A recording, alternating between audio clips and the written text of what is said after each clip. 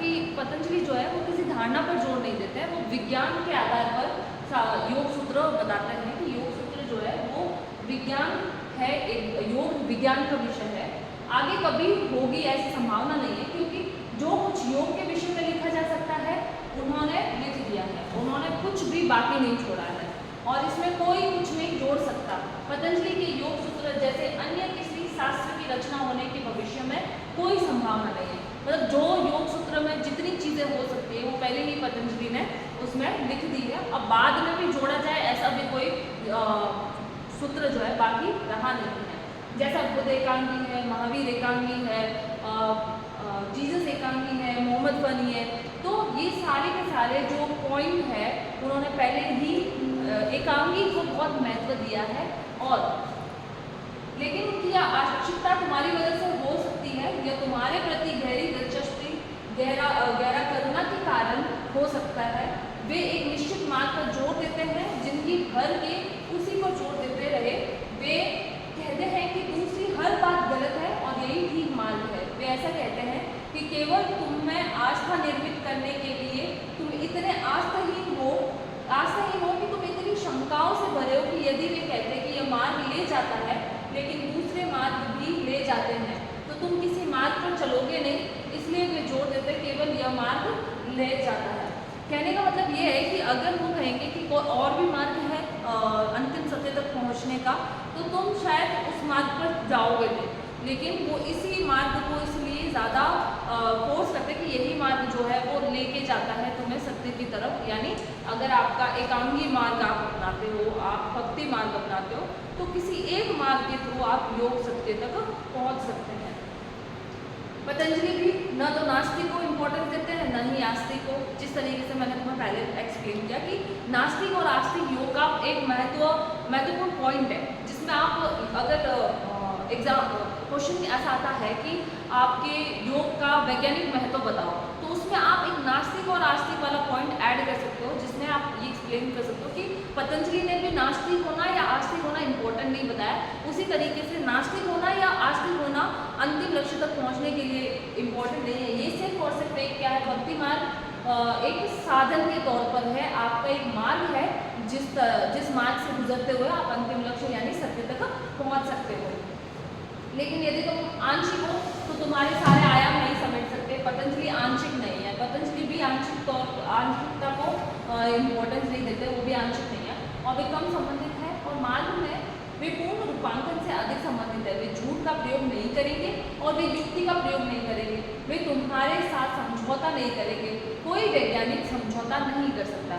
तो विज्ञान का रूप विज्ञान का रूप देखते हुए वो किसी भी समझौते का पॉइंट नहीं रखते, मतलब वो समझौता नहीं कर सकते किसी भी पॉइंट के साथ में, किसी भी मार्ग के साथ में। वो तो समझौता कर सकते हैं, वे करुणामय हैं, वे वैज्ञानिक तौर से तुम्हारा उपचार नहीं कर रहे, तुम्हारे लिए उनमें इतनी गहरी मानवीय भावना है कि वे झूठ तक कह सकते हैं कि तुम्हारी सहायता के लिए, और तुम सत्य को समझ नहीं सकते, इसलिए वे तुम्हारे साथ समझौता करते हैं कि अगर तुम सत्य तक पहुंच नहीं सकते तो वो समझौता उस पर बुद्ध कर सकते हैं, लेकिन पतंजलि नहीं कर सकते। किसी पौराणिक वे एक दृष्टांतमय कथा का प्रयोग नहीं करेंगे, जीसस कथाओं द्वारा बोलते जाएंगे क्योंकि तुम बच्चे हो, तुम केवल कहानियों से समझते हो।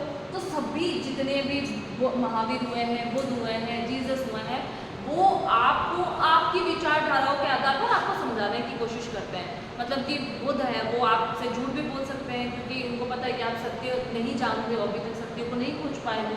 उसी तरीके से जीसस है जो आपको बच्चे समझकर आपको कहानियों की तरह समझा सकते हैं, केवल एक हल्की सी झलक पाने के लिए, तुम्हारी मदद करने के लिए। कुछ लोग ये सोचते हैं कि विज्ञान और अध्यात्म एक दूसरे के विरोधी है, लेकिन ऐसा नहीं है। अब कुछ लोगों का मानना है कि विज्ञान और धर्म दोनों एक दूसरे के क्या है, इन दोनों के बीच में सामंजस्य नहीं हो सकता, इन दोनों के बीच में कॉन्फ्लिक्ट नहीं हो सकता। तो आपका एक पॉइंट ये हो सकता है इसमें विज्ञान को परिभाषित करने के लिए, योग को विज्ञान के आधार पर परिभाषित करने के लिए कि योग और विज्ञान यानी आध्यात्म और विज्ञान जो है वो एक दूसरे के दुश्मन नहीं है या एक दूसरे के विरोधी नहीं है। ये दोनों ही सत्य की खोज करते हैं, प्रकृति को जानना चाहते हैं। फर्क बस इतना है कि विज्ञान भौतिक के रास्ते से होकर जाना चाहता है और अध्यात्म अभौतिक के रास्ते से। अब किस तरीके से है वो आइए हम समझते हैं।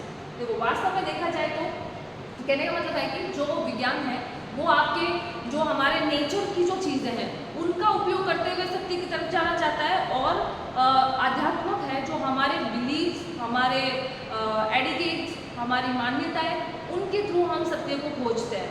तो ये दोनों का अंतिम लक्ष्य सत्य को खोजना है, लेकिन ये दोनों के रास्ते क्या है, अलग अलग है। वास्तव में देखा जाए तो ये सारी चीज़ें हम किस तरीके से समझेंगे कि आध्यात्म का विज्ञान के साथ कोई भी पंगा नहीं है, और विज्ञान किसी आध्यात्मिक प्रक्रिया में अलग नहीं है, बस उसमें इस्तेमाल होने वाले तरीके जो है वो उनका जो दृष्टिकोण है, जैसा मैंने बताया, वो अलग है। और अज्ञात की खोज में विज्ञान एक खास दिशा में आगे बढ़ सकता है। जैसे जैसे विज्ञान प्रगति कर रहा है उसकी कोशिश है कि हर चीज़ के वो ज्ञान में बदल दे, मतलब उसके प्रॉपर उसके पीछे जो है लॉजिक दे, और आध्यात्मक लॉजिक के पीछे नहीं आता है। आध्यात्म जो है वो आपके बिलीव्स के पीछे है, ना कि लॉजिक के पीछे, ना ही प्रूफ के पीछे। विज्ञान किसी आध्यात्मिक प्रक्रिया से अलग नहीं है, और विज्ञान से मेरा मतलब मौलिक विज्ञान से है। हाँ, तकनीक से समस्या जरूर है, क्योंकि कई तकनीकें साफ तौर पर हानिकारक भी है।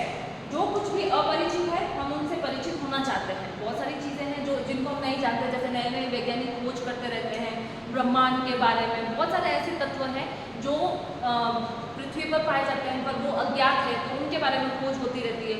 तो विज्ञान एक अलग पॉइंट ऑफ व्यू से चलता है, वो भौतिक तत्वों को इम्पोर्टेंस देता है, और वही आध्यात्म जो है वो अभौतिक तत्वों को इम्पोर्टेंस देता है।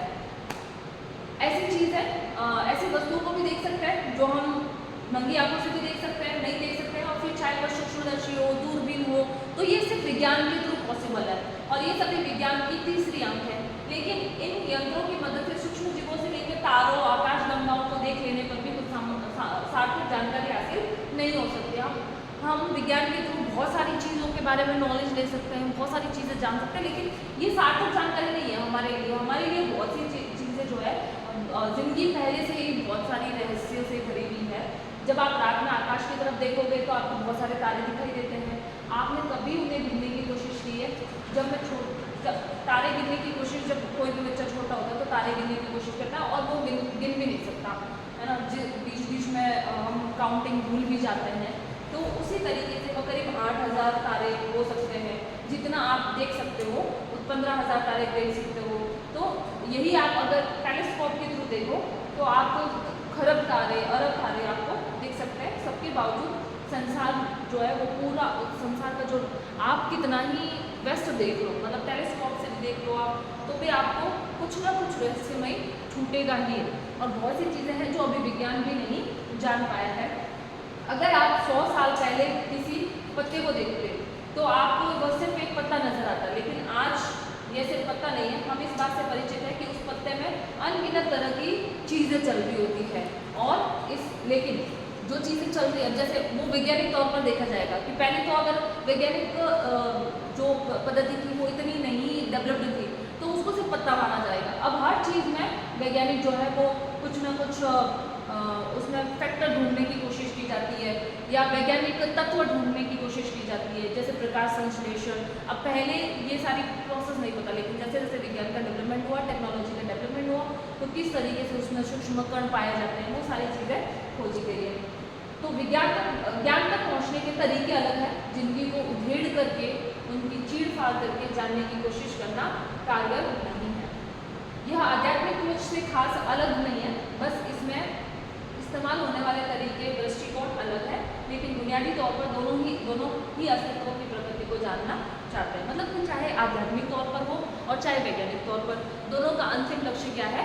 अपने जीवन के तत्वों को जानना, सत्य को जानना, सत्य की खोज करना।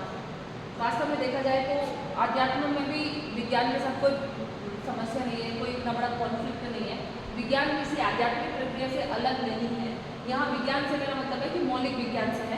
हाँ, तकनीक से समस्या जरूर है, लेकिन यही चीज़ है कि तकनीक वही चीज़ वापस रिपीट हो रही है कि जैसे तकनीक है तो तकनीक से बहुत सारी चीज़ें, हम भौतिक चीज़ें जो है वो इम्पोर्टेंस दे सकते हैं, भौतिक चीज़ों का खोज कर सकते हैं, लेकिन आध्यात्मिक खोज यानी आध्यात्म आपके बिलीफ पर आधारित होती है। अगर हम विज्ञान पर आए तो मुझे लगता है कि सिर्फ इस अस्तित्व की प्रकृति को जानने के लिए चाहता है, और आध्यात्मिक खोज खास अलग नहीं है, ये भी जो तरीके दृष्टिकोण अलग हो सकते हैं, लेकिन ये भी प्रकृति को ही जानते हैं। अब देखते हैं कि हम आध्यात्मिक व्यक्ति की बात करते हैं तो दुर्भाग्य से लोग उसे भगवान का भक्त समझ लेते हैं। दरअसल आध्यात्मिक व्यक्ति की रुचि भगवान में नहीं होती है, बस वही जानना चाहता है कि सत्य है। अपने मत या मान्यताओं को ही सही साबित करने में हमारी कोई दिलचस्पी नहीं है, क्योंकि हमारी कोई मान्यता है ही नहीं। मुझे लगता है कि वैज्ञानिक की जिज्ञासा है तो अपनी जगह ठीक है, लेकिन कभी कभी उनका यह विश्वास है कि उनकी जिज्ञासाओं का मूल कारण भौतिक ही होगा। भौतिक का मतलब क्या होता है कि जो चीज़ है, जो नेचर या जो नेचुरल चीज़ें जो हमारे आसपास अवेलेबल है, प्राकृतिक जो प्रकृति जो है, वो उन चीज़ों को जानना, वो किस तरीके से काम करती है, प्रकृति किस तरीके से कोऑर्डिनेशन सामंजस्य बनाकर रखती है, वो जानना वैज्ञानिक ज़्यादा दिलचस्पी लेता है। और आध्यात्मिक जो है वो इससे ज़्यादा दूर नहीं है। अंत में हिसाब से विज्ञान की तरक्की में रुकावट पैदा कर देने वाला मुख्य तत्व यही है। और जब हम आध्यात्मिकता की बात करें तो इस दृष्टि की पे उधेड़ने की कोशिश नहीं करते। ऐसा करने से ये सृष्टि भी ज़्यादा जटिल हो जाएगी। तो वैसे ही विज्ञान को हम ना गलत कह सकते हैं, ना आध्यात्मिकता को गलत कह सकते हैं। योगियों का चीज़ों को देखने का जो नज़रिया है, नज़रिया ही होता है और अंदर की ओर देखते हैं, वो अपने भीतर देखने की कोशिश करते हैं। अलग आयाम होता है जिससे जटिल होने की बजाय और ज़्यादा सरल हो जाते हैं। योग के द्वारा हम हर चीज़ को क्या कर देते हैं, सरलीकरण कर देते हैं, ईजी हो जाता है। और योग को इसका क्या माना है, तीसरी आंख माना जाता है। तो योग और अध्यात्म यह मूल स्वभाव है। अगर आप पूरी तरीके से अस्तित्वहीन हो जाते हैं तो आप इस सृष्टि को जान पाएंगे। मतलब पूरा का पूरा अगर आप बिना खाली हो जाते हो तभी आप उनमें चीज़ें कर सकते हो, तो तभी आप जो है इस प्रकृति का रहस्य जो है वो जान पाओगे। मुझे लगता है कि वैज्ञानिकों की जिज्ञासा है तो अपनी जगह पर ठीक ही है, पर कभी कभी उनका ये विश्वास है कि उनकी सभी जिज्ञासा का मूल कारण भौतिक ही होगा और उन्हें असहाय बना देता है। तो यदि आप इस जगत में घूमते रहे तो आप पेड़ की पत्ती को भी नहीं समझ पाएंगे। अगर आप लाखों साल पेड़ की एक पत्ती को समझने में लगा देते हो तब भी ये ज़रूरी नहीं है कि आप उसे पूरी तरह से जान पाओ।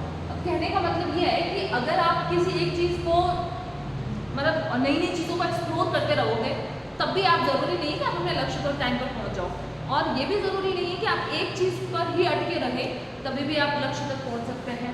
तो इस अस्तित्व की प्रकृति आपके सामने स्पष्ट हो जाएगी और समझ पाएंगे जब आप किसी एक तरीका, एक मार्ग तक पहुँचोगे तो आप अपने आप को आप उसमें ही हो जाओगे। और क्योंकि यही सृष्टि है, सृष्टि में नई नई रचनाएं होती रहती हैं।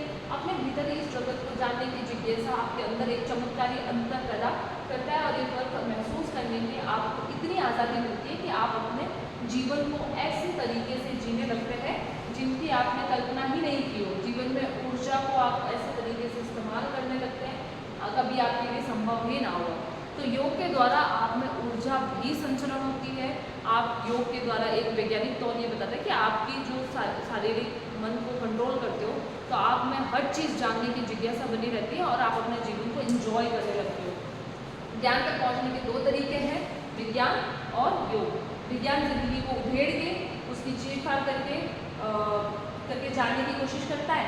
वहीं आध्यात्मिक की बात करें तो सृष्टि की परतें उठाने से कोशिश नहीं करते, हम अंदर की ओर देखते हैं। तो ये होता है हमारा यूनिट फर्स्ट का थर्ड क्वेश्चन